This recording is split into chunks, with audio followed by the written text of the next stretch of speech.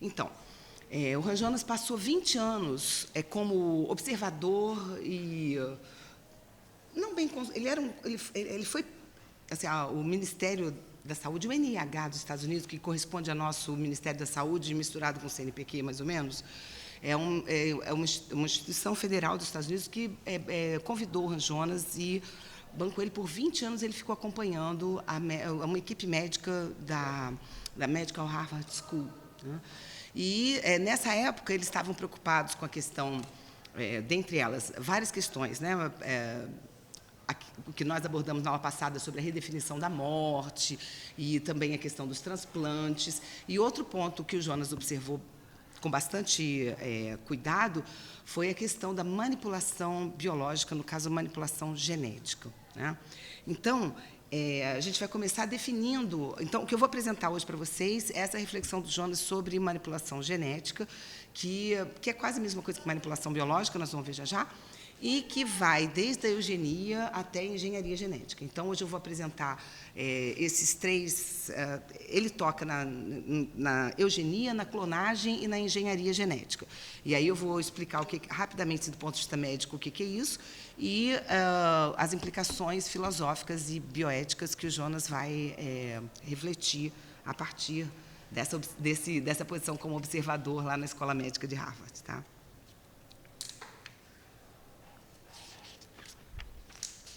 Eu vou seguir aqui a leitura para não me perder muito. Então, Jonas considera esse tema da manipulação genética um tema bastante importante do ponto de vista bioético e extremamente preocupante, né? Então, o controle biológico de seres humanos, especialmente o genético, suscita problemas éticos nunca enfrentados. Ou seja, isso é uma novidade na história da humanidade. Antes isso não era manipulável, né? Bom, a técnica não permitia, não existia uma técnica que permitisse isso, né? Isso não era uma possibilidade, né? Agora, na segunda metade do século XX para cá, isso é absolutamente possível. Então, como que se encontra em jogo é a natureza do ser humano, ou a essência, ou a autenticidade do ser humano, a gente pode dizer assim, e que está... Como que se encontra em jogo? É a natureza do ser humano que está nas próprias mãos do próprio ser humano. Jonas assevera mais uma vez que a prudência é o nosso primeiro dever e, então, antes de qualquer agir, nós precisamos vislumbrar as consequências desse agir. Ou seja, antes de os poderes estarem prontos para uso, devemos examinar a legitimidade desse uso. Vou só recordar, na aula que eu dei sobre técnica, que o Jonas observou que, quando você desenvolve uma tecnologia, é praticamente impossível não implementá-la. Por isso que eu escrevi assim, né? Antes mesmo dessas tecnologias novas estarem prontas para uso, é preciso refletir sobre a legitimidade desse uso. Então, eu vou adiantar, mas a conclusão de Jonas é que toda essa parte de engenharia biológica, clonagem, ele condena. Acho que o homem não deveria fazer isso. Ele, como eu já comentei na aula passada, né? Isso é uma expressão da arrogância humana, não é muito voltado para uma necessidade, para a resolução de um problema, é mais para satisfazer uma curiosidade, uma arrogância, um desejo de poder, né, dos cientistas e médicos. Assim, essa é a visada que ele tem e que eu concordo bastante. Então, até pouco tempo, o ser humano era o sujeito e a natureza era o objeto do domínio tecnológico. Com as novas técnicas de manipulações biológicas, com a clonagem e com a técnica chamada de DNA recombinante, não só se tornou possível a criação artificial de novas espécies, como também o ser humano passou a ser objeto de experimentação, sendo simultaneamente o sujeito dessas operações, né? Então, quando você faz experimentos com os seres humanos são ao mesmo tempo sujeito e objeto, né? O que já é uma mudança em tudo o que tinha acontecido até agora na história da humanidade. Então, essa situação inaudita marca uma profunda mudança metafísica, assevera Jonas. Por outro lado, nas manipulações biológicas, a experimentação já é um ato irrevogável, né? Não é como na ciência, na física ou na química. eventualmente na química não, mas nos experimentos mecânicos, o experimento é só um experimento. Não é uma realização em si, é só uma coisa que acontece dentro do laboratório. Mas quando você cria um animal, mesmo que seja experimentalmente, essa criação já é um ato, essa experimentação já é um ato em si, né? A gente vai desenvolver isso hoje um pouquinho. Então, nas manipulações biológicas, a experimentação já é um ato irrevogável e impõe modificações irreversíveis, o que amplia enormemente a responsabilidade do cientista. Assim, a limitação da liberdade de pesquisa se torna um problema ético menos grave que aqueles problemas que surgem do sucesso de algumas pesquisas. A ética carece de recursos para enfrentar tantas novidades difíceis, adverte Jonas, que sublinha sua constante atenção na responsabilidade pela preservação do futuro do homem e procura sempre esclarecer as razões que levam aos procedimentos de manipulação genética e seus objetivos para considerar quantos são ou não necessários. Então, diante dessa introdução, vou começar falando da eugenia. Não? Antes de falar da eugenia, só distinguir essa terminologia manipulação e engenharia. Manipulação é um termo mais amplo, mais abrangente, né? Então, a eugenia é um tipo de manipulação genética, mas não é uma engenharia. A clonagem também é um tipo de manipulação genética, mas não é uma engenharia. A engenharia é algo de criação. Tá? Então, entrando, a eugenia. Existem 2 tipos de eugenia. Esse prefixo eu, para quem não está familiarizado, quer dizer bom, né? Eutonia, um bom tônus muscular, eufonia, um som bom. Então, eugenia seria um bom gene. É um gene. Existem 2 tipos de eugenia, a negativa e a positiva, e ambas se baseiam numa reprodução seletiva com vistas a evitar o nascimento de portadores de enfermidades genéticas. Tá? Então, ambas têm essa finalidade. O que é a eugenia negativa? A eugenia negativa visa a preservação e não a inovação, sendo, portanto, uma manipulação preventiva ou protetora. Jonas examina 2 métodos eugênicos negativos, que seria o acasalamento controlado e os exames fetais.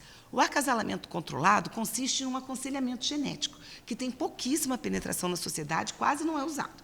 E os exames fetais são largamente usados, entram em protocolos em todos os sistemas de saúde, em todos os países do mundo.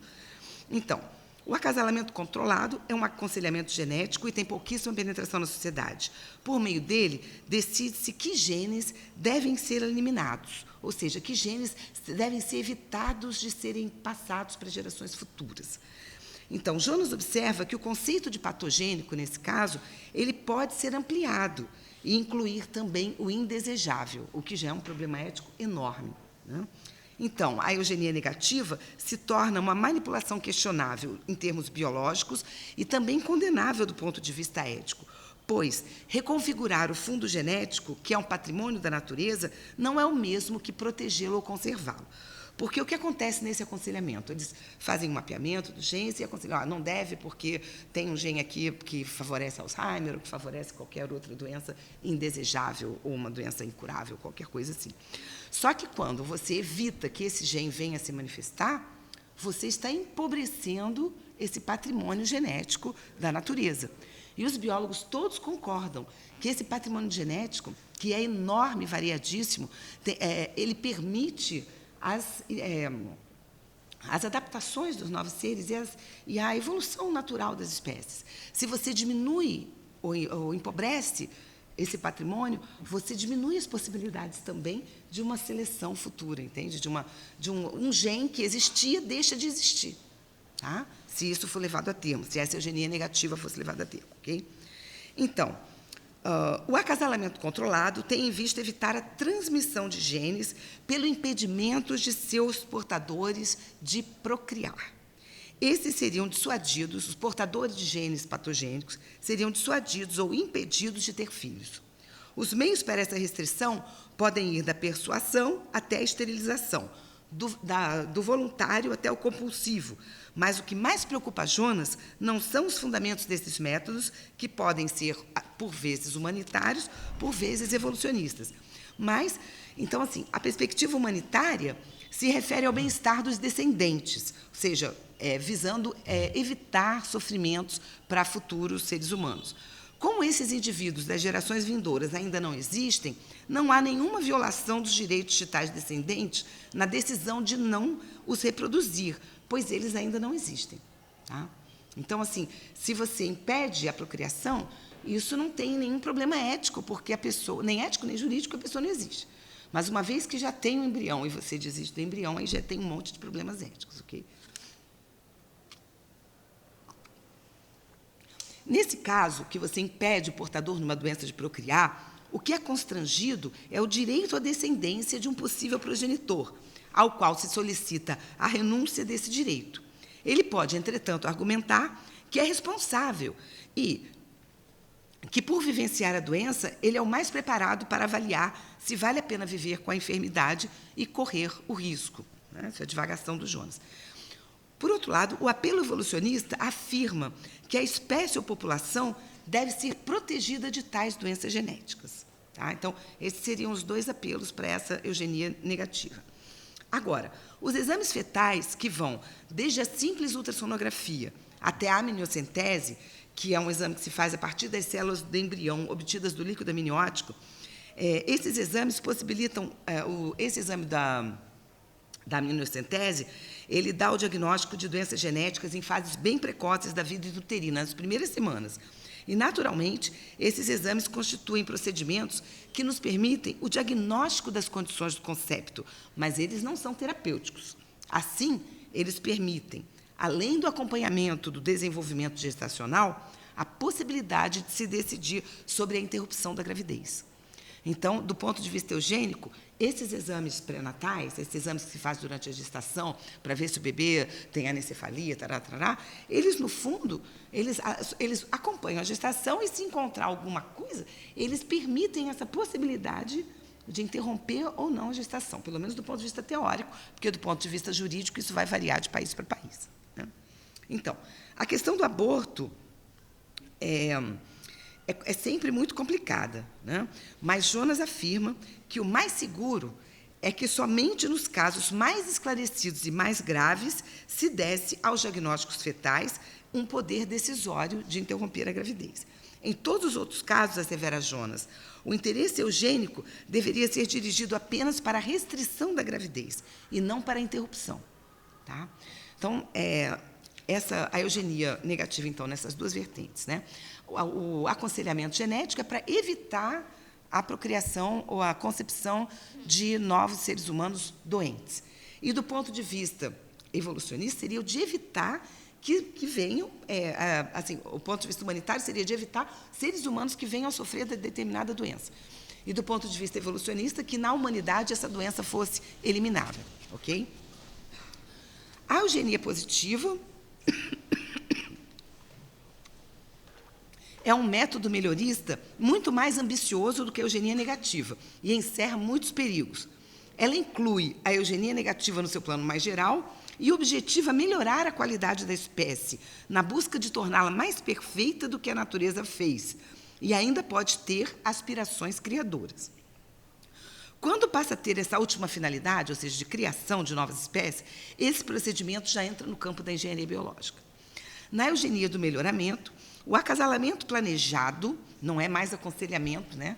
É um acasalamento planejado, baseia-se em mapas genéticos dos parceiros e de suas ascendências. A análise desses mapas substituiria as escolhas amorosas. Né? Em vez do encontro ao acaso, de você se apaixonar por alguém para ter um filho, não. Você vai ver os mapas dos seus genes ou do gene de uma outra pessoa, ou, eventualmente, até haveriam bancos de gametas, bancos de óvulos e bancos de espermatozoides que garantissem, que dessem um aval de, digamos assim, de excelente qualidade genética. Né? Então, esse procedimento de avaliação dos mapas genéticos viria a substituir as escolhas amorosas. A habitual atração entre os parceiros, que leva ao sexo e à procriação, seria substituída por um estudo avançado das compatibilidades genéticas que vão sendo cada vez mais conhecidas. Haveria doadores de sêmen e de óvulos eugenicamente certificados, ou seja, óvulos e sêmens perfeitos.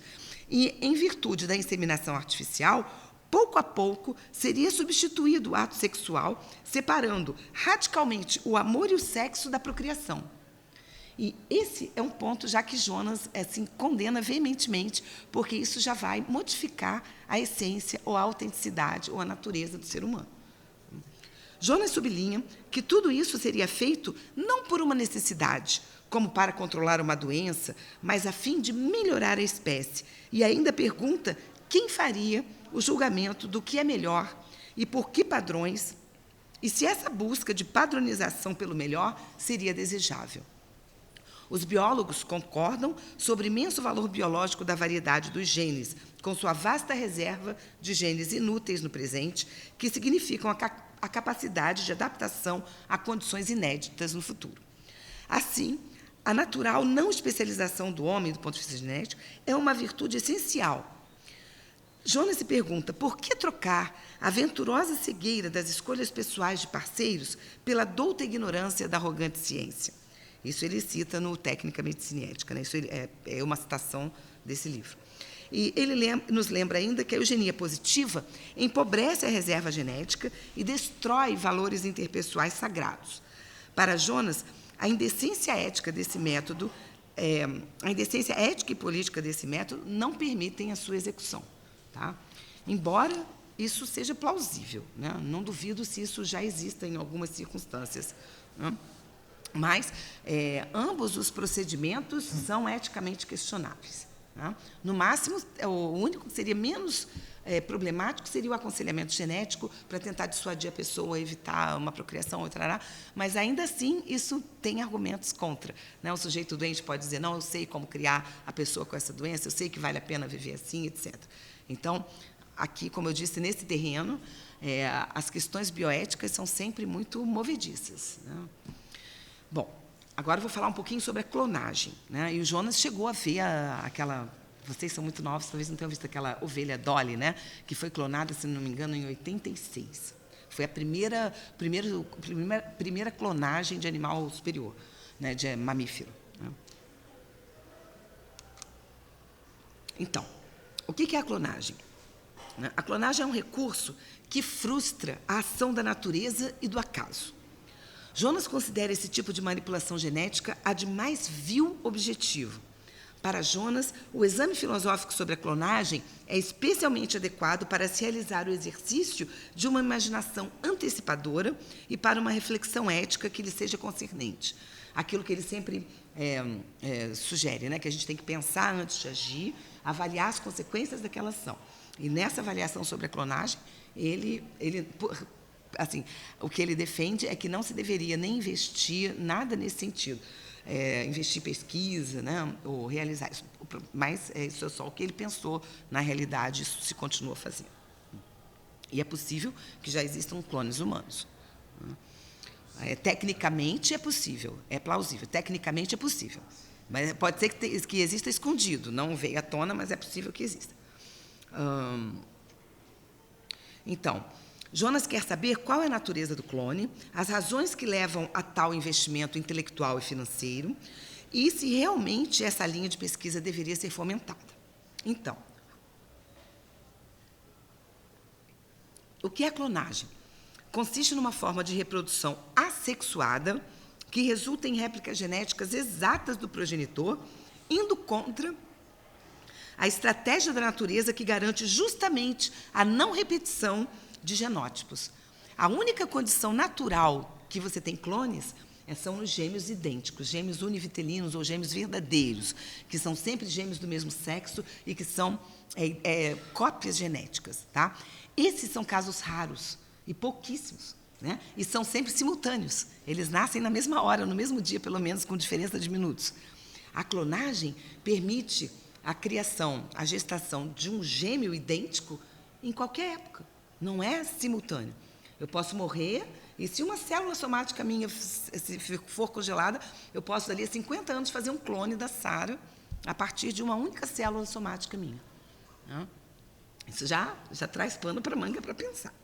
Então, definitivamente, a clonagem não é o modo natural de nenhum animal, não é o modo natural de reprodução de nenhum animal superior, como as aves e mamíferos, que têm sempre reprodução sexuada, por meio de gametas. Tá? Essa reprodução assexuada ela acontece em animais inferiores, micróbios, seres bem simples. Os gametas, que são as células reprodutoras, os óvulos e os espermatozoides, eles possuem apenas metade dos cromossomas da espécie, né? Na concepção, com a união dos núcleos desses gametas, forma-se o zigoto, que é a primeira célula do novo ser, a primeira célula embrionária que tem as características genéticas do novo ser. Todas as células do corpo terão a exata carga genética do zigoto. Na clonagem, utiliza-se o núcleo de uma célula somática do doador, de carga genética completa, para induzir o desenvolvimento embrionário em um óvulo cujo núcleo foi retirado. Você tira o núcleo do óvulo, coloca o núcleo de uma célula corporal de qualquer pessoa, e aquele óvulo vai, da mesma espécie, evidentemente, vai reproduzir, vai funcionar como se aquilo fosse o gene de um zigoto, né? E vai começar um processo embrionário. Assim, o núcleo da célula somática funciona como o núcleo do zigoto. Dessa forma, se originam gêmeos idênticos ao doador genético, porém não contemporâneo. O intervalo de tempo entre o nascimento do doador e do clone é indeterminado, pois a clonagem pode ocorrer mesmo após a morte do doador. Na clonagem, não há necessidade de espermatozoides. Então, os homens são absolutamente desnecessários, né, para esse tipo de procriação. E nem de óvulos íntegros. Só precisa de um óvulo sem núcleo e de um útero, né? Então, a mulher ainda fica sendo necessária, mas o homem é completamente dispensável de participar do processo reprodutivo nesse tipo de manipulação. Tá? Então, na clonagem, os papéis masculinos e femininos na procriação mudam completamente. O homem torna-se totalmente desnecessário, mas a mulher continua a ser vital. Ela fornece o óvulo e o útero. Mas a gestante, que dá à luz ao concepto, não contribui em nada para a carga genética. Ou seja, o feto que a mulher carrega não é o seu herdeiro genético, a não ser no único caso em que ela hospedasse um próprio clone dela mesma. Certo? A fertilização in vitro e o desenvolvimento intrauterino são questões que abrem um leque de possibilidades nunca antes imaginadas, né? Fertilização in vitro é pegar os gametas, botar num tubo de proveta ou numa placa e fazer no laboratório, né? E esse desenvolvimento intrauterino desse embrião concebido in vitro pode ser colocado em qualquer útero que seja saudável e ele vai se desenvolver. Então, essas são duas situações muitíssimo problemáticas, porque a útero de aluguel, né, a mãe de aluguel, ela não é mãe de verdade do ponto de vista genético, mas carregou o embrião ali, aqueles 9 meses. Como é que você vai discutir? Assim, como é que vai chegar a um ponto claro, de clareza, objetividade nesse campo? É sempre, como falei, movediço, né? É sempre lamacento isso, do ponto de vista bioético, né? Então, essas novidades, né, nunca antes vistas, necessariamente incluem aspectos éticos, mas também jurídicos e políticos, além dos psicossociais e existenciais. Jonas assinala que essa técnica da clonagem pode ser valiosa para a criação de gado, por permitir a geração de réplicas de uma vaca leiteira de produção excepcional, por exemplo, ou de um cavalo especialmente veloz, pois a vontade de manter e reproduzir o melhor motiva a pesquisa sobre a clonagem e sobre sua utilização. Agora sim, quando você usa a clonagem para os animais, aí reside já uma visão utilitarista e antropocêntrica, né? Porque os animais não foram consultados sobre isso, e essa manipulação, ela não visa o bem do animal, ela está visando exclusivamente a utilidade e o benefício para o homem. Então, essas manipulações com os animais, assim, podem ser aceitáveis num certo aspecto, mas à medida que a gente começa a considerar mais a dignidade animal, elas também são condenáveis, certo? Outra razão alegada é a obtenção de indivíduos idênticos para certo fim, por exemplo, como a pesquisa científica. Mas assevera Jonas, tudo isso se refere à esfera da pecuária, onde os interesses da própria espécie não são consultados e essa excelência, esse o que é o melhor, é determinado pela utilidade humana. Tá?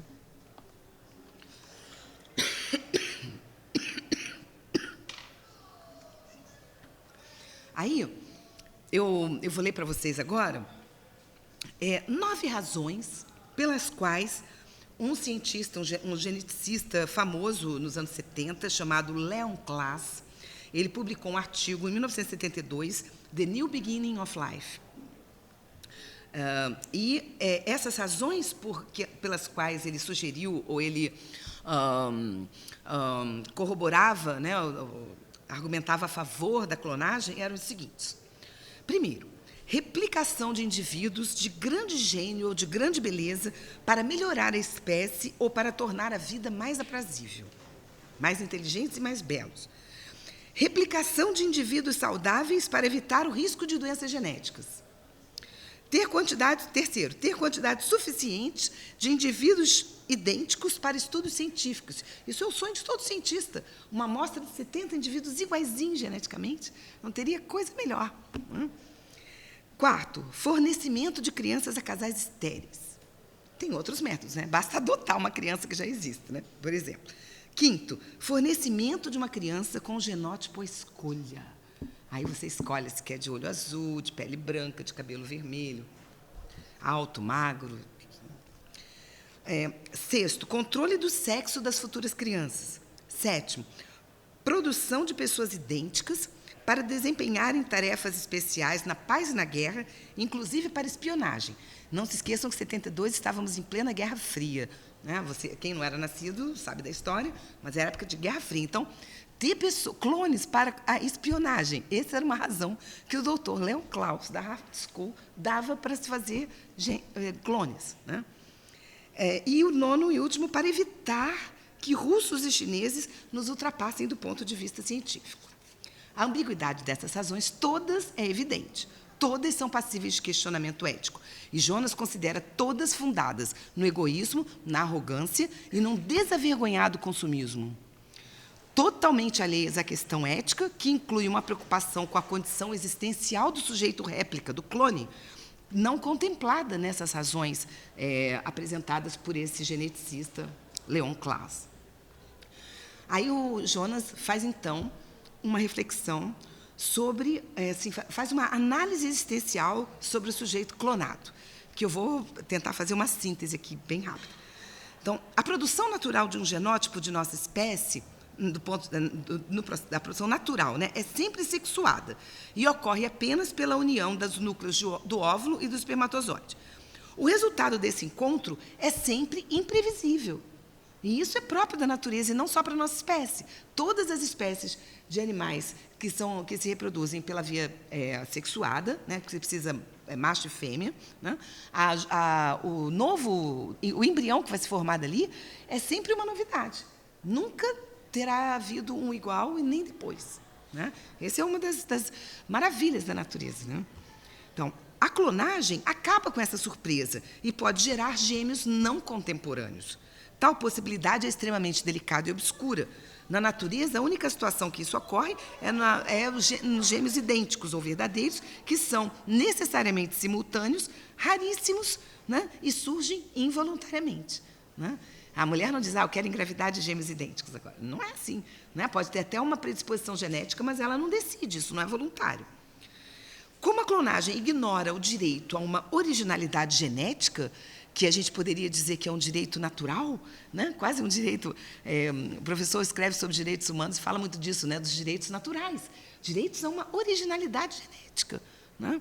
Então, como a clonagem ignora esse direito à originalidade genética, os clones seriam sujeitos que não sabem quem são, por serem cópias do doador de seus genes, escolhido com bases tirânicas e totalmente arbitrárias. Aí eu vou citar Jonas. É o arquétipo do doador conhecido que irá ditar expectativas, prognósticos, esperanças e receios, estabelecimento de objetivos, termos de comparação, padrões de sucesso ou de fracasso, de realização pessoal ou de frustração, perante todos que estejam a par. E esse suposto conhecimento tem de sufocar no sujeito pré-concebido a errática busca e o encontro final de si mesmo, com o qual o afã de uma vida se surpreende a si próprio e para o bem, tanto para o bem como para o mal. Né? Então, o sujeito clonado é privado da liberdade de fazer-se a si mesmo. E essa privação constitui um crime inexpiável que não deve ser cometido nem uma única vez, afirma Jonas. Jonas se mostra alarmado com a fascinação dos biólogos por essa manipulação biológica. Abrem-se muitas perspectivas morais a partir da clonagem, extensíveis também à engenharia genética. A primeira delas refere-se ao simples princípio de não se experimentar sobre aqueles que ainda não existem. Pois fazer isso consiste em fazer desses seres futuros meios para aquisição de conhecimento. Tá? Então, a clonagem é já uma experimentação com pessoas que vão existir, e mesmo na engenharia genética. Então, do ponto de vista bioético, isso é totalmente condenável. Isso é errado, é antiético. Para Jonas, só isso já interdita qualquer experiência ou pesquisa nessa direção. O mandamento ético que assim faz a sua entrada no cenário alargado de nossos poderes hoje é respeitar o direito de cada vida humana, encontrar o seu próprio caminho e de se surpreender a si própria. Esse raciocínio está relacionado com o conhece-te a ti mesmo do antigo templo de Delfos, pois a autodescoberta prescrita nesse imperativo é o impulso que dá origem ao indivíduo. A clonagem ignora essa ideia, e isso é suficiente para rejeitá-la. Jonas assume a posição de rejeitar absolutamente a clonagem, pois ela encerra uma grande irresponsabilidade ética. Tá? Pelo menos do ponto de vista humano e do ponto de vista animal, se a gente ampliar, isso também é verdadeiro. Ok? Tudo bem? Então, agora eu vou entrar na última parte, que é sobre a engenharia genética. Inicialmente, vou falar sobre distinções entre a engenharia convencional e a engenharia genética. Então, a distinção entre a engenharia convencional e a biológica encontra-se em suas finalidades. Os questionáveis fins da tecnologia convencional podem ser definidos, não raros são úteis, e isso os justifica. Né? A utilidade, né, das criações da engenharia convencional justifica a engenharia. Quantos benefícios, né, a engenharia já nos proporcionou. Esse raciocínio poderia estender-se à engenharia aplicada a animais e plantas, mas deve-se notar que o termo utilidade aqui significa para uso humano. Assim, essa justificativa torna-se insuficiente quando se trata da engenharia do homem sobre o próprio homem. Então, para a sua análise ética, Jonas distingue os tipos de manipulação biológica, segundo seus fins, para verificar as razões de se realizar tais procedimentos, bem como definir o que se deve fazer. Jonas esclarece outras importantes distinções entre a engenharia convencional e a biológica. Primeira, no uso de materiais inanimados, a ação técnica humana é o agente exclusivo sobre um substrato passivo, que seriam as substâncias inanimadas, pedra, água, eletricidade, etc. No campo biológico, a engenharia ela se aproveita de um processo biológico ativo já existente, né? Ou seja, ela se aproveita de uma fisiologia natural da matéria viva, que já existe, e o agir técnico tem aí, sobre o ser vivo, uma característica de intervenção, de alterar, substituir, cortar, acrescentar, mas é uma alteração. Segundo, nenhuma produção técnica possui finalidade em si mesma. Uma produção técnica convencional, a finalidade é para o homem, certo? É o microfone. Qual a finalidade do microfone? Né? Favorecer aqui, gravar, nesse caso aqui, gravar ou amplificar o som, mas essa finalidade é para nós, certo? Então, a produção técnica ela é feita para alguma coisa. A finalidade já está presente na sua origem, na sua poiese. Os entes vivos, entretanto, são fins em si mesmos, a despeito do utilitarismo que se manifesta no manejo tanto com micróbios quanto com plantas e animais. Terceiro, a engenharia mais antiga, a convencional, né, por lidar com materiais inertes, tem uma previsibilidade ótima. Na engenharia biológica, a imprevisibilidade é enorme e existem inúmeras variantes, e a pretensão de aperfeiçoamento não passa de um experimento de alto risco. Você pretende melhorar, mas você não sabe exatamente o que vai acontecer. Tá? No campo da biologia, a previsão é muito pequena. Nos seres vivos, no campo biológico, você pode fazer uma previsão, mas ela é sempre incerta. Né? Enquanto que, no ponto de vista mecânico, a previsão é quase 100% correta. Né? Se os cálculos forem corretos, né, a conclusão e a previsão é certa. Né? Quarto ponto, na engenharia biológica, não há distinção entre experimentação e ação definitiva. A experimentação já é em si uma ação, não é um ensaiozinho, né? Não é uma prévia que faz no laboratório, né? Essa prévia que faz no laboratório já modificou um ser vivo, que, se sair do laboratório, pode causar uma alteração ambiental, uma alteração ecológica enorme no ambiente, né? Seja ele micróbio, planta ou animal. Quinta diferença. Não há nada comparável à genética ou à hereditariedade nas produções da engenharia tradicional. Então, você produz um microfone, esse microfone ele não se reproduz, ele não gera filhos idênticos, né? Não há hereditariedade. Enquanto que as modificações genéticas, biológicas, permanecem nas gerações futuras e são transmitidas. Então, as consequências dessas alterações biológicas, elas permanecem por gerações e gerações indefinidamente. E, por último, Jonas aponta que na mecânica tudo é reversível e a engenharia convencional pode sempre corrigir equívocos, como o comum recall das indústrias automobilísticas, né? Volta e meia a gente tem isso, que saiu uma pecinha errada naquele lote de carros, aí todos são chamados para corrigir. Nas técnicas biológicas, enquanto modificações estruturais em organismos vivos são irrevogáveis. Aquele organismo que foi modificado não dá para voltar atrás. Desse último item, então, né, de que essas modificações estruturais em seres vivos são irrevogáveis, né, surge a questão do que se deve fazer com os inevitáveis erros nos procedimentos técnicos de engenharia genética e com as monstruosidades produzidas, né, porque muitas monstruosidades podem aparecer.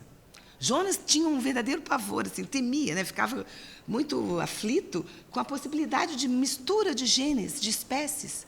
E hoje isso é possível. Há pouco tempo saiu se não me engano, num país do Oriente, acho que no Japão, que eles já estavam felizes com essa possibilidade de criar realmente novas espécies a partir de mistura de genes de espécies distintas, né? Então, o que fazer com esses erros ou monstruosidades produzidos ao longo dessas experimentações, né?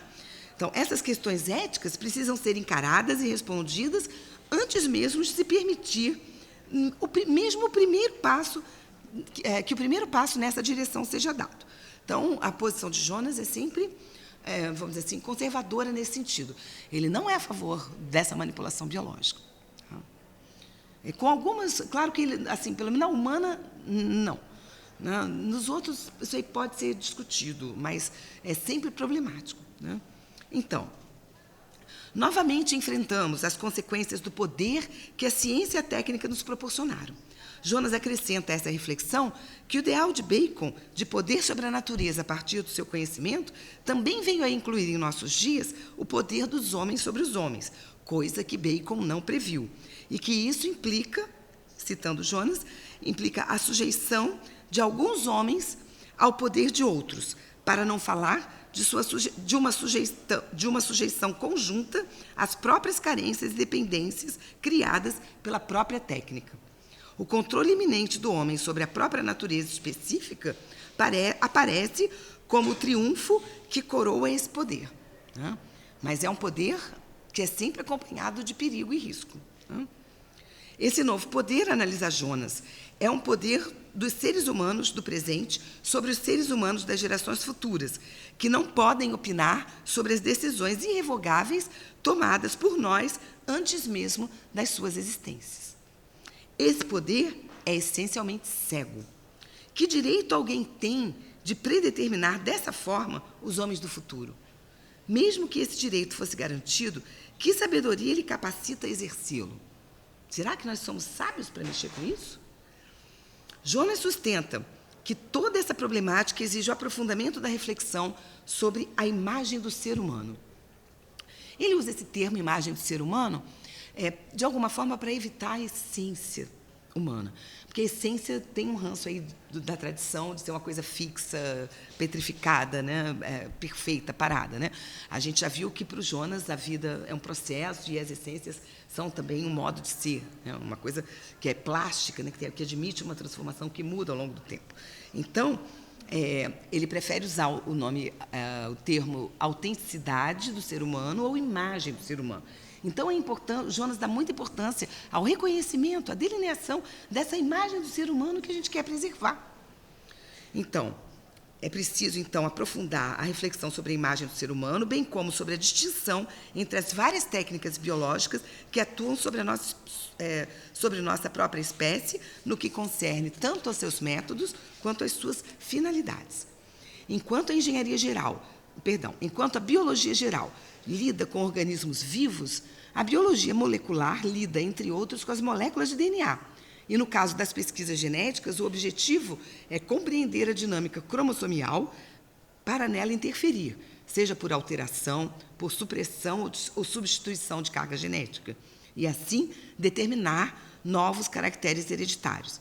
Na natureza, as modificações genéticas acontecem naturalmente graças às mutações espontâneas aleatórias, num ritmo muito mais lento do que nas modificações provocadas pela técnica. E são ainda submetidas ao processo de seleção natural. Esse novíssimo poder dos seres humanos possui a mesma ambiguidade de todas as ações técnicas, ou seja, pode ser benéfico ou maléfico. E é preciso dar mais atenção aos gravíssimos problemas éticos que deles surgem. Assim, o termo manipulação é mais abrangente, enquanto o termo engenharia biológica é mais restrito. As finalidades das manipulações biológicas podem ser protetoras da espécie, melhoradoras e ainda criadoras, né? Então, nós falamos sobre a eugenia negativa e positiva e a clonagem, né? E agora a gente vai terminar ainda com a engenharia genética propriamente, né? A gente estava falando da manipulação genética, agora falta um pedacinho sobre a engenharia. Jonas sublinha sua constante atenção na responsabilidade pela preservação do futuro do ser humano e procura sempre esclarecer as razões que levam aos procedimentos de manipulação genética e aos seus objetivos para considerar o quanto são necessários ou não. Então, sobre a engenharia biológica ou genética. Pode-se dizer que a engenharia biológica consiste na concepção e na produção planejada de seres vivos, bem como na modificação de entes já existentes em nome de algum progresso.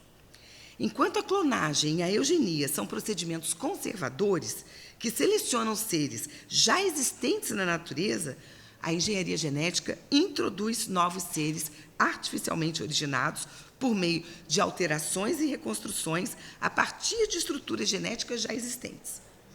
Desse jogo podem resultar seres melhores ou monstruosidades.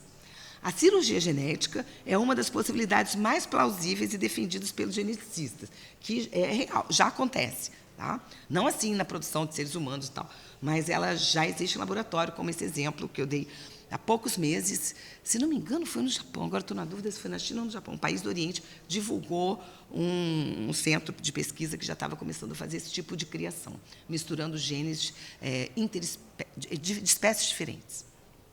Então, a cirurgia genética é uma das possibilidades mais plausíveis e defendidas pelos geneticistas. Quando pensada em termos estritamente médicos, ela consiste na troca de genes responsáveis por enfermidades por genes sãos, ainda nos primeiros momentos da célula primordial ou zigoto. Então, é uma engenharia, essa engenharia biológica de modificação deveria acontecer ainda na fase embrionária, né? E provavelmente in vitro, né? E isso teria a finalidade de corrigir algum problema naquele concepto.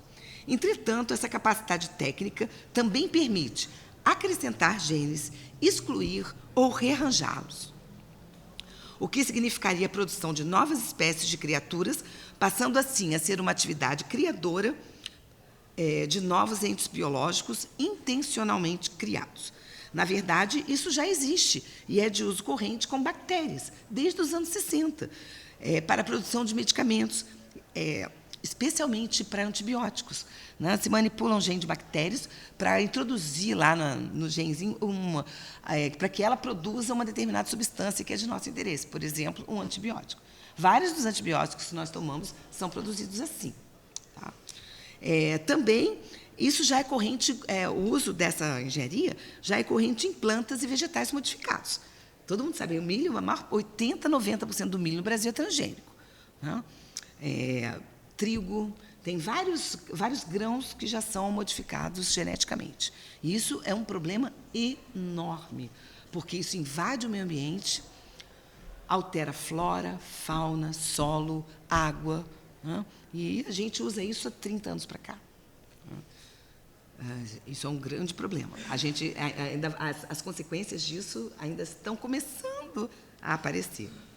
Então, a possibilidade de uso dessa engenharia criadora, tomando por base genes humanos, é real e seriamente preocupante, sustenta Jonas. Pois isso seria uma ruptura metafísica com a essência normativa do homem. E, ao mesmo tempo, em vista da total imprevisibilidade das consequências, uma aposta muitíssimo temerária. O ser humano é um simples fato da natureza, um produto do acaso evolutivo, e mutações genéticas provocadas por nós mesmos seria algo semelhante à leviandade de um demiurgo cego e arrogante no frágil âmago da criação. Assim, mesmo que operando sobre uma estrutura genética pré-existente, essas tecnologias moleculares permitem a invenção totalmente arbitrária de novos seres vivos. Quando aplicada a micróbios, plantas e animais, a visada é claramente utilitarista e é admitida porque seus fins são úteis para a coletividade humana, já que claramente não são benéficos para os próprios indivíduos criados. Tanto pelo fundamento utilitário, quanto pelo fato de não se ter a menor ideia do que seja o bem para essas novas criaturas, né? Jonas, então, adverte que a aplicação da engenharia genética melhoradora ou criadora em seres humanos, né, que na engenharia, né, nessa engenharia biológica melhoradora ou criadora, a própria unidade da espécie humana estaria sendo rompida, né, porque apareceriam seres com genes diferentes dos genes humanos, né, modificados. Então, já não haveria uma unidade na espécie humana. E mesmo o termo ser humano já seria ambíguo, né? O que são as aberrações criadas? Quais os seus direitos? Quais o seu status na comunidade humana? Obviamente, essa tecnologia criadora dará origem a entes monstruosos e indesejados que provavelmente seriam eliminados por rotina, porque representariam falhas a serem descartadas. Essa prática utilitária deixa em aberto a questão dos critérios que determinam esse descarte. Nenhum dos novos seres criados pela engenharia genética é concebido como uma finalidade em si mesmo. Ele já é concebido, você gera uma bactéria que produz antibiótico para curar determinadas doenças, assim, produz grãos geneticamente modificados para, pelo menos na intenção, aumentar a produtividade, o que isso já foi provado que não é verdade, né? Os grãos geneticamente modificados, eles só são mais produtivos que os grãos crioulos, que não são geneticamente modificados, né, em condições ótimas, de temperatura, pressão, umidade, etc, etc. Essas condições ótimas só existem, são ideais, elas não existem no plano real, entende? Então, na realidade, nunca existe condição ótima. Então, as plantações como milho transgênico é só para dar dinheiro para Monsanto, porque para nós e para o meio ambiente não traz benefício nenhum, nem em termos de produtividade. Tá? Nem em termos... Isso já tem pesquisas feitas recentemente mostrando que a produtividade de GMO, dos grãos geneticamente modificados, só ocorre em condições ótimas da plantação. E essas condições ótimas são ideais, portanto, não são reais. Não existem no plano real. Só se você fizer numa estufa, né? Mas aí as dimensões são pequenas. Se você vê uma planta, uma monocultura, você anda quilômetros e vê a mesma plantação, o mesmo mineral, a mesma paisagem monótona. Enfim. Então, nenhum dos novos seres criados pela engenharia genética é concebido com uma finalidade em si mesmo. A utilidade humana foi motivo de sua síntese. Daí poderá se abrir a perspectiva, citando Jonas, de que os homens estão aí à disposição dos homens, e ninguém permanecerá como um fim em si mesmo. A existência da humanidade em si mesma perderá o seu fundamento ontológico. Bem Matrix isso, né? Jonas assevera que corremos um enorme risco se defendermos o uso desses poderes em nome da ciência. A possibilidade de o homem poder criar seres híbridos, mistura de espécies, horroriza Jonas, que alerta sobre as dificuldades de se refletir sobre a sacralidade da vida, discussão que a ciência, em geral, não tolera, nem admite. E olha que a sacralidade aqui como num conceito jurídico de inviolabilidade, né? E é esse o princípio que Jonas vai afirmar que devemos valorizar essa sacralidade, né? Dar atenção a essa sacralidade. Tem algo que deve ser inviolável, né? Por outro lado, como a ciência alega neutralidade, que a gente já viu que não existe, né? Ela não é obrigada a prestar contas de seus atos. E isso constitui, citando Jonas, um campo para crimes com total impunidade, em relação aos quais os atuais perpetradores que ficaram no passado estão a salvo diante das futuras vítimas, porque as vítimas estão no futuro, né? Jonas assinala que o problema ético da manipulação biológica, humana e não humana, isso é, de todo ser vivo, é grave o suficiente para exigir o máximo escrúpulo e a maior sensibilidade na prática dos poderes que a tecnociência tem permitido ao homem. A manipulação genética apresenta um grau de complexidade ética tão elevada que já justifica a rejeição do seu uso.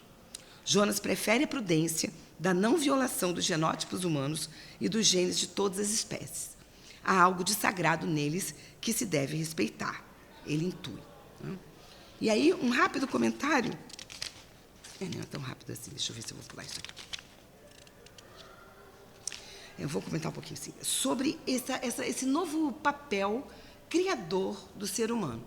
Esse papel criador é recentíssimo. Ele advém dessa possibilidade da técnica do DNA recombinante, que pega os genes e tira um pedacinho aqui, cola ali, pode trazer um gene de outro lugar e inserir ali, pode cortar.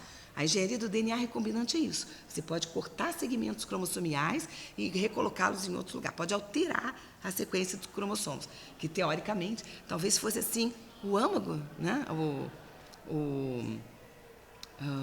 Talvez a expressão concreta daquela nossa essência mais fundamental, né? Aquilo que é irrepetível, né? Que não tem nenhum ser humano com a carga genética exatamente igual, certo? Na clonagem, você frustra essa possibilidade de variação plena, né? Repetindo um determinado ser, certo? E na engenharia genética, você constrói seres novos, ainda não existentes, né? Então, a biotecnologia genética proporcionou um acréscimo significativo ao poder humano derivado do conhecimento e deu origem a um farto material para a reflexão filosófica e ética. O uso dessa nova tecnologia é realidade desde os anos 70, inicialmente com micróbios, depois com plantas e animais. A aplicação desses procedimentos tecnocientíficos sobre a espécie humana não é apenas possível, mas é mesmo desejada por cientistas e pacientes como se fosse uma coisa boníssima. Entretanto, como todo fruto do progresso técnico-científico, a engenharia genética apresenta uma ambiguidade clara que somente a cegueira do embevecimento que os avanços técnicos causam pode se negar a ver. A criação de novas formas de vida implica a possibilidade real de sua reprodução e sua propagação, e mesmo de futura modificação evolutiva pela seleção natural, né? Essa criação se dá graças à possibilidade técnica de alteração do material genético em espécies já existentes. A enxertia de plantas e mesmo o controle de reprodução de animais são formas de manipulação genética que lidam com espécies existentes e suas características metabólicas próprias, o que é muito diferente da biotecnologia genética. Esse controle de reprodução dos animais fez surgir até novas espécies de cachorros, por exemplo, né? Quem curte cachorro, mesmo cavalos, a partir de cruzamentos controlados, você faz surgir novas espécies, né? Mas isso é muito diferente da engenharia, porque quando você controla o acasalamento de animais, você não está mexendo nos genes, você ainda está lidando com o acaso da natureza, porque vai depender do encontro do núcleo do espermatozoide com o núcleo do óvulo, certo? Então, a técnica do DNA recombinante modifica os genes de uma entidade viva, seja por retirada, acréscimo ou reconfiguração, e assim dá origem a novos organismos. Isso só é possível por causa dos novos avanços técnicos científicos. Dessa maneira, descortina-se uma tremenda imprevisibilidade, que inclui perspectivas de benefícios incríveis, tanto quanto ameaças nunca imaginadas e possibilidades terríveis. As alterações genéticas de bactérias, que a indústria farmacêutica já utiliza há décadas, por exemplo, consiste na introdução de genes específicos de plantas, animais ou humanos que são transplantados para as cadeias genéticas de uma bactéria hospedeira. de modo que esses micro-organismos passam a sintetizar um produto que não lhes é propriamente natural, mas que é útil para nós. O segmento genético transplantado, ele passa a ser uma propriedade da bactéria e a maquinaria metabólica da bactéria passa a trabalhar como se aqueles genes estranhos lhe fossem próprios. As bactérias se multiplicam muito rapidamente, sendo possível se extrair quantidades efetivas de substâncias de interesse humano desses micróbios geneticamente modificados. Embora sejam muito pequenininhas, elas crescem aos borbotões em escala geométrica, né? E, por isso, tais procedimentos são muito interessantes para a indústria, né? São lucrativos. Em princípio, essas bactérias novas ficam confinadas nos laboratórios que as produzem, mas não se pode ignorar os riscos imprevisíveis da consequência da introdução de organismos geneticamente modificados na natureza, sejam micróbios, plantas ou animais. Hoje, inúmeras pesquisas mostram os desdobramentos nefastos para a humanidade, para a natureza como um todo, decorrentes da introdução na natureza de organismos geneticamente modificados, como os vegetais transgênicos, por exemplo. Uma vez livres no ambiente, tais entes seguem interagindo, sofrendo mutações espontâneas e podem afetar o ambiente que não lhes deu origem. Jonas pergunta se esse risco é permitido e busca esclarecer as razões que levaram a humanidade a realizar esse tipo de intervenção na natureza. A despeito dos protestos dos ambientalistas, o uso da tecnologia genética vem crescendo vertiginosamente, e, com isso, uma imensa carga de responsabilidade recai sobre os inventores biológicos, esses cientistas, né?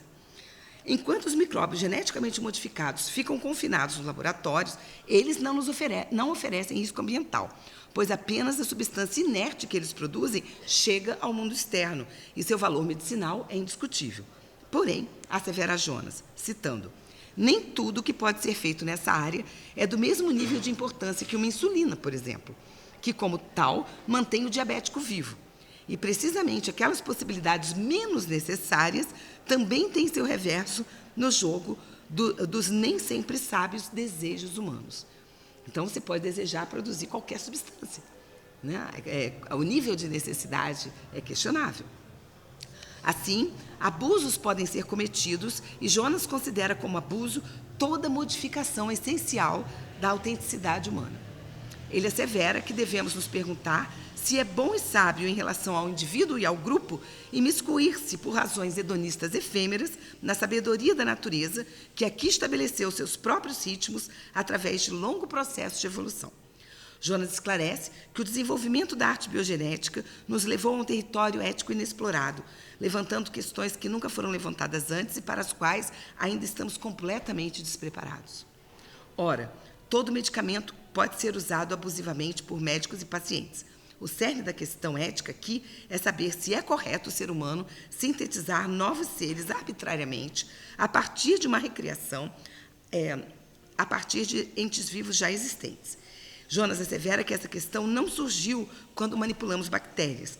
E também podemos acrescentar as plantas e animais, porque o antropocentrismo nos absolve dessa atividade com os outros seres. Mas se a gente começar a considerar a dignidade animal, isso também já vai ser questionável. Qual a legitimidade de você manter ursos em cativeiro com um catéter numa ferida aberta, com um buraco no abdômen, direto lá na vesícula, para que toda a bilis seja recolhida para uso humano? Será que a gente tem o direito de fazer isso com os ursos? Não? Enfim. Ou até uma coisa, nesse caso, era para produzir suco, líquido biliar, né? Mas, por exemplo, aqui, qual o direito que nós temos de alimentar gansos com gordura para fazer aquele patê delicioso? E a finalidade é completamente hedonista, né? Puro prazer do paladar. Não é uma engenharia genética, mas é uma ação sobre o animal que as pessoas não se perguntaram graças ao antropocentrismo que é vigente. Né? Mas, à medida que a gente se perguntar qual o direito que a gente tem de fazer isso com os animais, né? Os budistas desde sempre se preocupam com isso. Né? Não pisam em formiguinhas. Os budistas que levam a sério assim, não matam os bichinhos. Né? Vocês têm aquele filme 7 anos no Tibete, que ele está lá, o Brad Pitt está lá num mosteiro e resolvem construir um cinema para o lama. O lama quer ver filme. Aí eles resolvem... E na construção, nas fundações, aparece um monte de minhoca. Aí os monges que estão eles mesmos construindo vão pegando as minhocas assim, levando para outro lugar, né? Para não matar as minhocas. Então, assim, isso, numa mentalidade não budista, é uma bobagem, né? Uma coisa incrível. No mosteiro budista lá do Rio Grande do Sul, em Gramado, um budismo tibetano, tem aquelas formigas, é no campo, né? Então tem aquelas formigas corredeiras, né? Não sei se vocês já viram, que elas vão caminhando em filas assim, quilométricas, umas formigas enormes. Aí eles botam lá umas madeirinhas, cuidado, as formigas estão passando, né? Para a gente não pisar nas formigas. Mas isso está longe de ser um lugar comum. O que vigora é que nós somos seres humanos, reis da natureza, e que a natureza está aí para o nosso bel prazer, e por isso nós podemos fazer o que quiser com elas. Bom, então,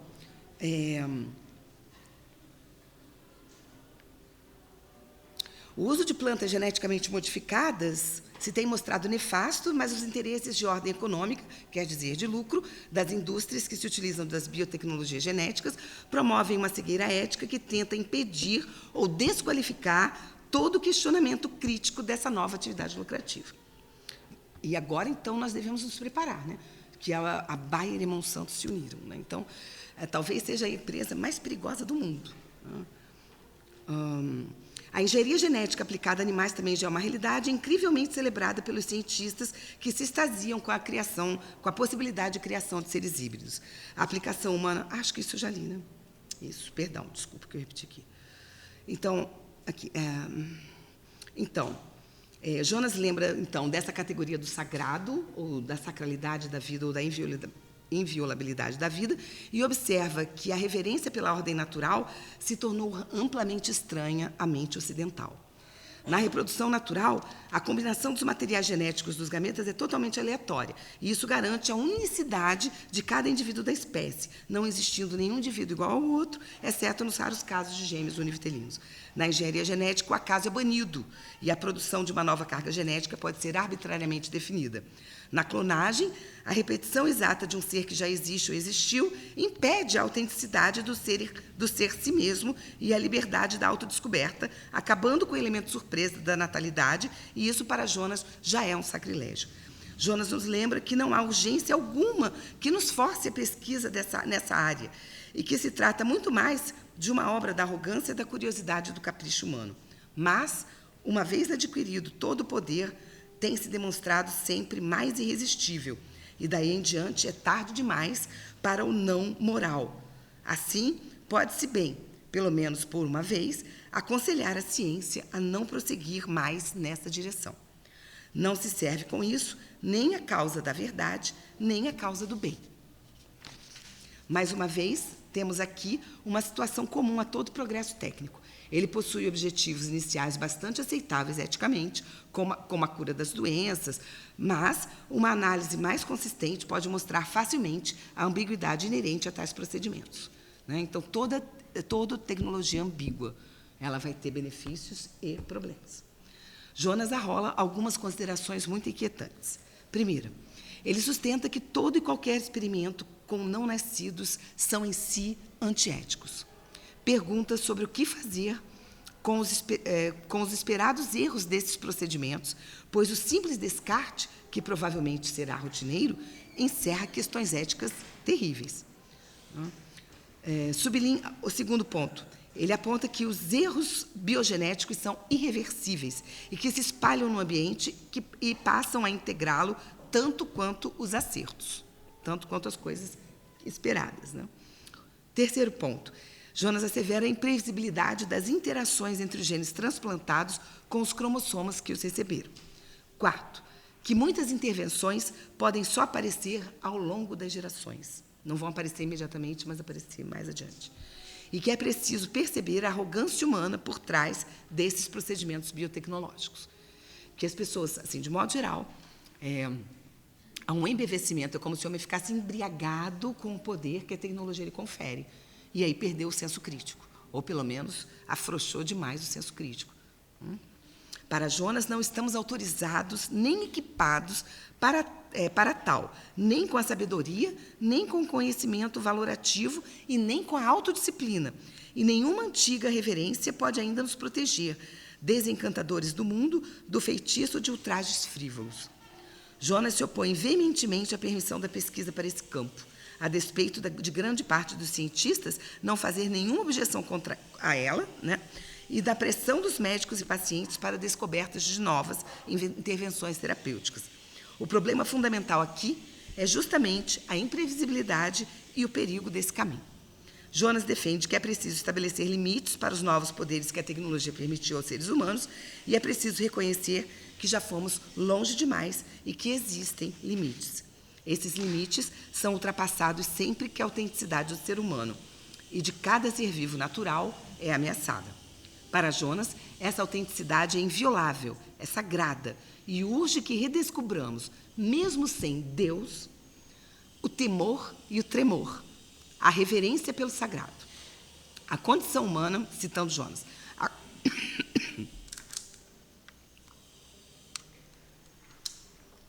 a condição humana clama constantemente por melhora. Busquemos ajudar, busquemos prevenir, aliviar e curar, mas não busquemos bancar os criadores na raiz da nossa existência, no alicerce primordial de seu mistério. E concluindo, então, as implicações práticas do princípio de responsabilidade de Jonas apontam para a necessidade de um ritmo mais lento para os avanços técnico-científicos da medicina. Jonas assevera que o progresso é um fim facultativo e que seu ritmo nada tem de sagrado.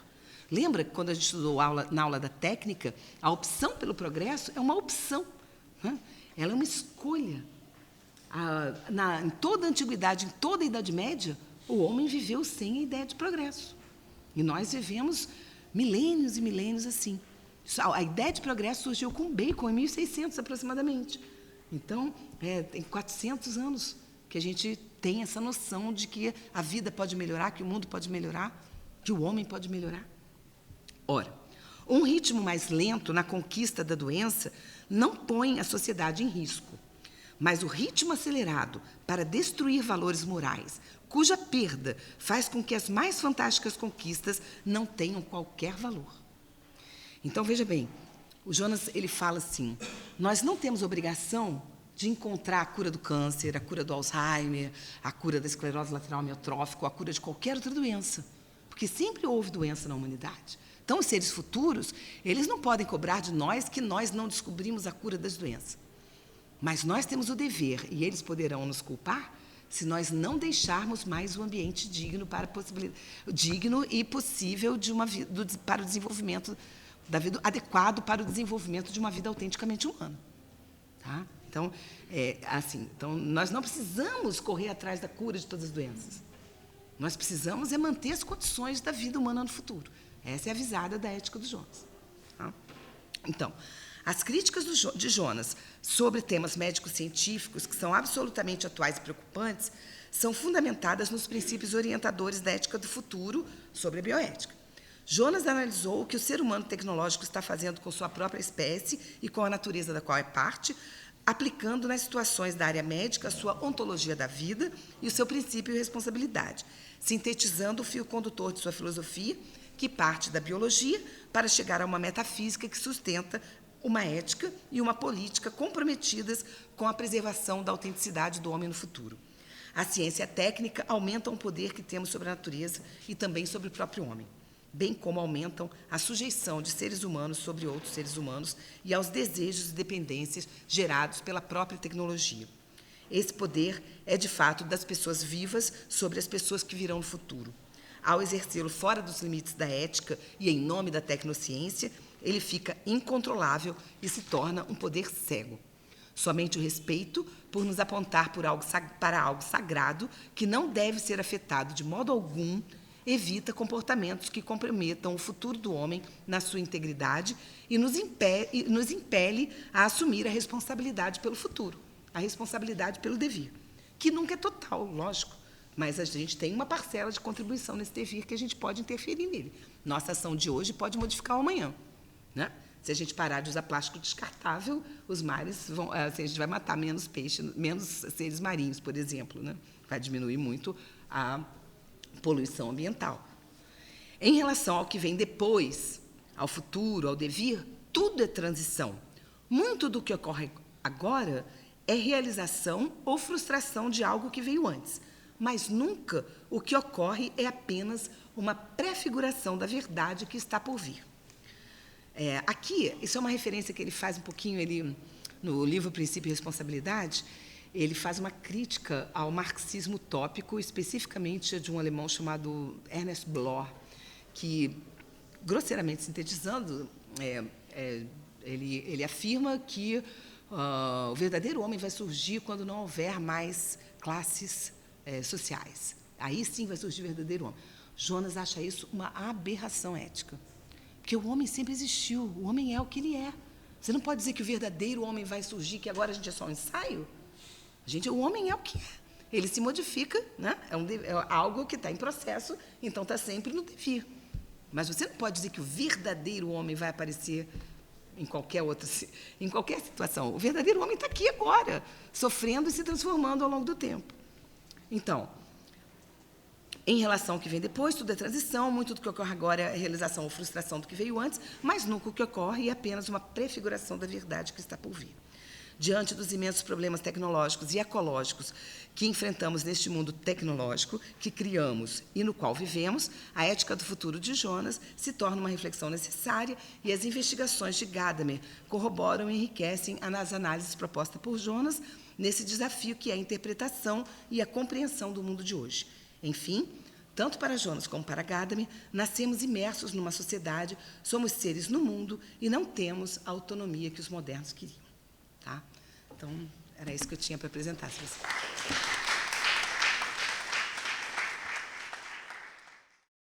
Eu queria saber como o Jonas lida com a ciência de base no que diz respeito à produção de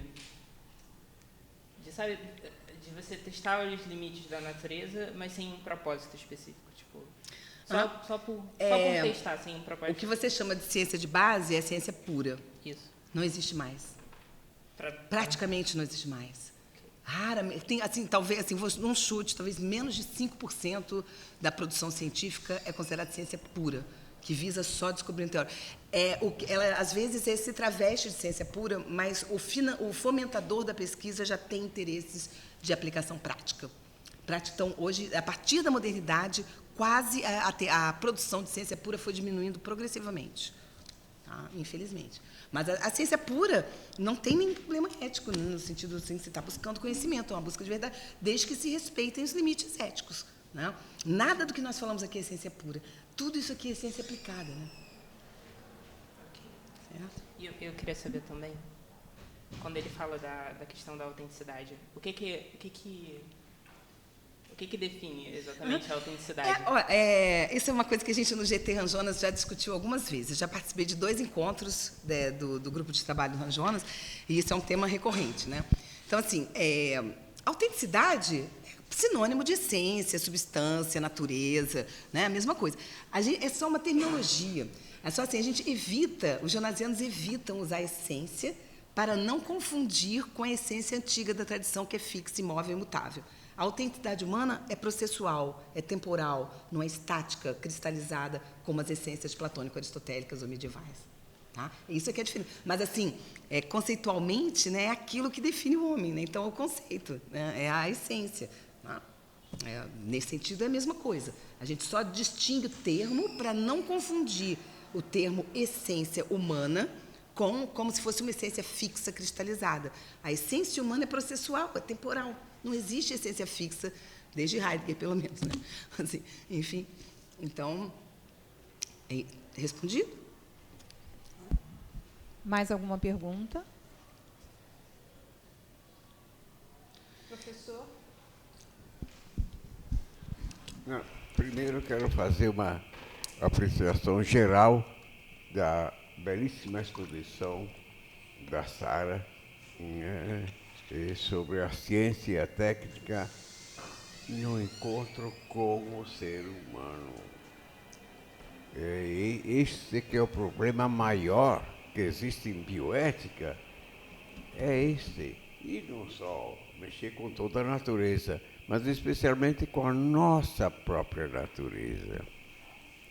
Então, é o seguinte, a ciência praticada hoje, em larga parte, ela vem de países e de centros que não dão importância àquilo que Jonas dá, que é a filosofia, que é a ética, que é a metafísica. Por quê?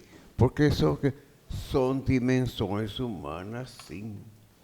São saberes humanos tanto quanto a pesquisa genética, a pesquisa da natureza e tal. Então, nós precisamos, no conjunto da cultura, tomar em consideração isso tudo, como Jonas faz. Enfim, aquilo que se disse várias vezes ao longo do nosso curso aqui, e é bom repetir, o homem se tornou muito Faber, engenheiro. E aqui a doutora Sara falou da engenharia da vida humana, com propriedade, que é isso mesmo. O engenheiro que pega a nossa própria organização biológica, com todas as suas estruturas, e as reduz a uma tecnologia. Então, é isto sobre isto que o Hans Jonas protesta. E se disse aqui, então o homem Faber, o homem fabricante, fabricante de si mesmo, né? Fabricante de si mesmo, que é extremamente perigoso. É preciso resgatar a outra dimensão que é nossa, que é do ser humano, que é também do pesquisador cientista, que o ser humano é, em primeiro lugar, meditante. Meditante. Ou seja, ele globaliza o seu saber. Não é isso para dar valor à metafísica antiga, não. Vamos dar valor à metafísica contemporânea, que é uma metafísica temporal, que a doutora Sara cita toda hora. O ser humano é um processo de acontecer, e isto é visível, é até científico. Ele não é um processo dado desde a sua concepção. Então, a posição do Jonas é sempre contrária a essa simplificação do ser humano e da própria natureza. A natureza em si mesma, ela é misteriosa. E o mistério da natureza não é a ciência que vai dissipá-lo definitivamente. Não, podemos ter a cientificação do ser humano, realmente tudo, mas ele sempre traz um elemento de natureza que é sempre surpreendente. A natureza é misteriosa. E na filosofia estoica, a natureza é um logos universal, é o pensamento, a vida profunda que vai aparecendo num processo de evolução, como todos os grandes filósofos posteriores disseram, e notadamente Hegel. Bom, isso é observação geral. Então, a oportunidade, a importância e a necessidade desse estudo está também ali. Saber aliar, assim, a ciência e a técnica são coisas nossas, instrumentos que nós criamos para o nosso uso, não para dependermos dele e fazer qualquer processo que construa, literalmente, o ser humano por engenharia genética. Uma colocação que você citou, mas, entretanto, você poderia ser desenvolvida um pouquinho mais, porque há o perigo de injetarmos genes humanos humanos em animais. E dizem que, especialmente perto de nós, está a genética do porco, que achamos um animal tão sujo, e ele é tão próximo a gente, né? Então, e injetar genes humanos ali não é para reproduzir homens, nada disso, mas é para produzir órgãos. Então, se um animal, um porco, tiver genes nossos, é mais provável que ele produza órgãos compatíveis com os nossos e se possa fazer os transplantes até de coração e de todas as peças que compõem o nosso corpo. Isto que futuro tem, o que não sei se existe um processamento de tudo isso. O que eu sei é que recentemente num país do Oriente, que agora eu não me lembro se foi a China, o Japão ou a Coreia, desenvolveu, eles estavam comemorando a realização de um projeto que misturava genes interespécie, né? E isso, assim, ao mesmo tempo eles festejam e a gente se preocupa, né? Sempre ainda nesse sentido, né? Mas eu acho que ainda está no começo, né? O que se faz com os animais, geralmente, o que é mais comum, assim, extrair dos animais substâncias que são interessantes para nós e que nós podemos usar direto. Por exemplo, a insulina do porco, antes de se produzir insulina artificial, a sintética, era o que se usava. A insulina de porco se injeta no corpo e funciona igualzinho a nossa, é muito parecidinho. Então, depois se usou a de boi e aí apareceu a... E como é que tira a insulina do porco ou do boi? Pegam, assim, 500 pâncreas, homogeniza, né? Tira 500 pâncreas de 500 animais, faz uma vitamina ali, um homogeneizado, né? E depois se extrai apenas a substância que você quer por métodos bioquímicos, certo? Então, ou esse outro exemplo que eu falei, que a China tira a bile dos ursos, né? Para fazer medicação e etc, etc, etc. Lembra quando eu falei na aula passada sobre a morte cerebral, né? O Jonas comenta o perigo de, por exemplo, pegar um cadáver desse e estimular a produção de insulina e fazer a mesma coisa que eles fizeram com o urso, fazer com o ser humano. Está morto, né? Dado como morte cerebral, está morto. Então, coloca um catéter lá na bilis para retirar a bilis toda que ele produzir, etc. Entende? Então, o que Jonas fica muito impressionado é que essas tecnologias permitiram, mais do que usar o outro ser humano como um meio, usar o outro ser humano como uma coisa inerte, sobre a qual o médico ou o cientista atua sem confronto, né? Sem resistência. Né? Porque o cadáver está ali parado, inconsciente, né? Só a vida nua, né? Não tem expressão de personalidade. Então, é uma situação bastante complicada. Essas coisas parecem distantes assim da nossa realidade, quem não é cientista, quem não trabalha com isso, mas essas coisas são as que movem a ciência, a tecnologia, a medicina moderna. São esse tipo de procedimento, né, que tem sido feito.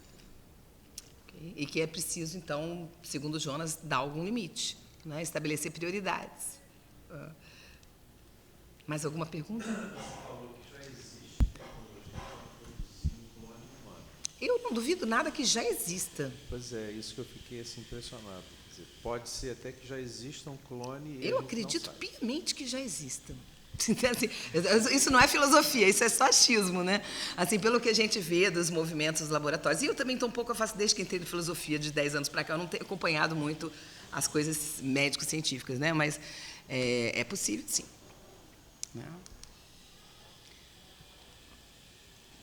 Mais nada? Então, tá bom. Então, você podia desenvolver um pouquinho mais aquilo que você disse, que é o seguinte: a engenharia genética, sim. E podemos usar a engenharia genética, que é uma coisa boa, é um instrumento que nós criamos para melhorar nós mesmos, por quê? Mas muitas das vezes se procura essa capacidade que o homem se deu, né? de fazer coisas fúteis. Fúteis. Por exemplo, escolher a cor dos olhos, da pele, né? Essas coisas que finalmente não dizem respeito a coisas mais profundas, mais úteis, mas é usar futilmente essa ciência. Jonas, assim, ele não é contra a tecnologia, eu acho que isso já ficou claro, mas ele sempre quer responder aquela pergunta, para quê? Né? Para que fazer isso, certo? Essa é a pergunta mais importante da ética de Jonas. Sempre antes de qualquer atitude, de qualquer ação técnica, perguntar para quê. Né? É uma ética consequencialista. Né? Você analisa as consequências. Né? Então,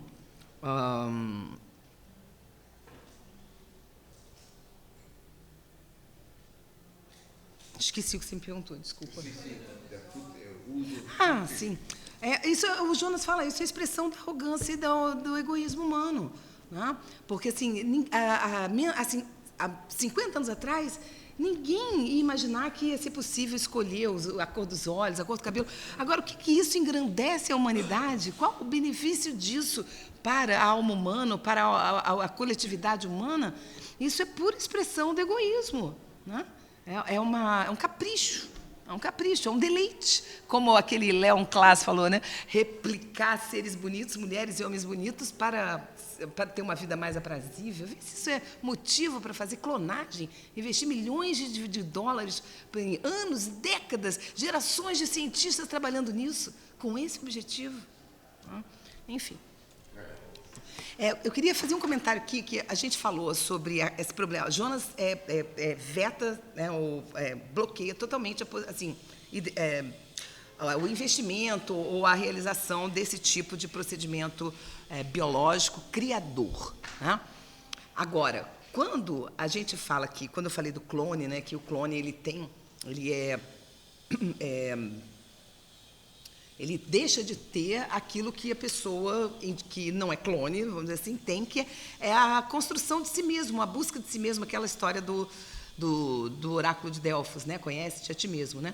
Então, essa construção do conhece-te a ti mesmo, ela é depois da genética ter se formado, certo? Esse conhece-te a ti mesmo, nós vamos nos construindo, nós vamos escolhendo as nossas decisões, etc.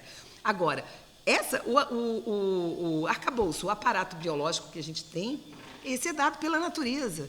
Esse veio misteriosamente, né? Começou na ameba e chega aqui na nossa mente humana.